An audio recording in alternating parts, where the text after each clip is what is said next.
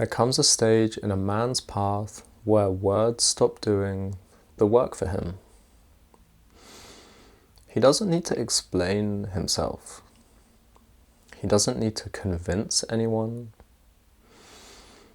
He doesn't need to perform strength or prove depth, because presence has entered the room before he speaks. This is not charisma. It's not confidence. It's not arrogance, and it's not dominance.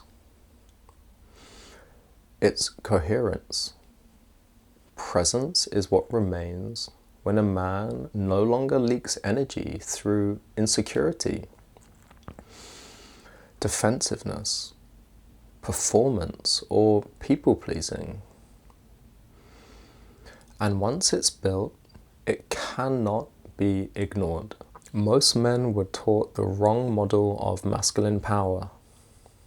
They were taught, speak louder, be sharper, win arguments, display certainty, project confidence. But projection is not presence. Performance is not authority. Presence emerges when nothing in you is split. When what you say, what you do, what you tolerate, what you refuse, all point in the same direction. That alignment is what people feel. The moment a man stops chasing validation, approval, respect, desire, and recognition, his nervous system begins to settle. And when the nervous system settles, energy consolidates. Presence is not something you add. It's something that appears when you stop leading yourself into the world. Men who are ignored are usually the ones leaking. As soon as a man stabilizes himself internally, the external world responds. People test him, subtle disrespect, boundary pressure, emotional manipulation, old dynamics resurfacing. Not because life is cruel, but because coherence must be proven in motion.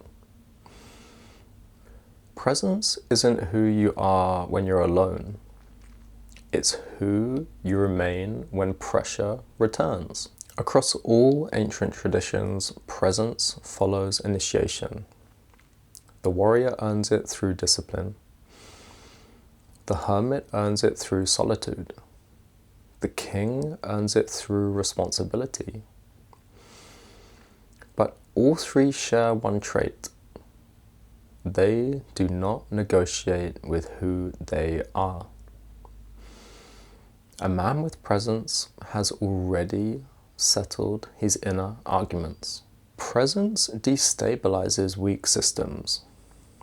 It exposes inauthentic leadership, performance masculinity, emotional manipulation, unspoken hierarchies.